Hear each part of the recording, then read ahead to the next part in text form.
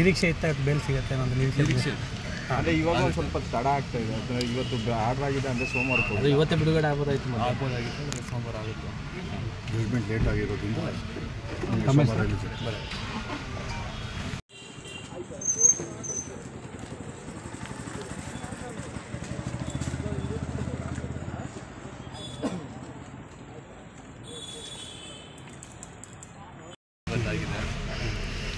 ನಿರೀಕ್ಷೆ ಇತ್ತ ಬೇಲ್ ಸಿಗುತ್ತೆ ಅನ್ನೋದು ನಿರೀಕ್ಷೆ.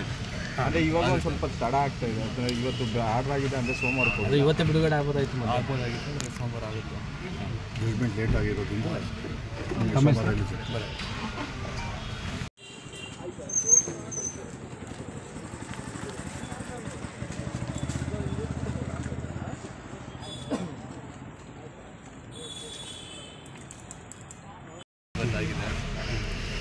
ನಿರೀಕ್ಷೆ ಇತ್ತ ಬೇಲ್ ಸಿಗುತ್ತೆ ಅನ್ನೋದು ನಿರೀಕ್ಷೆ.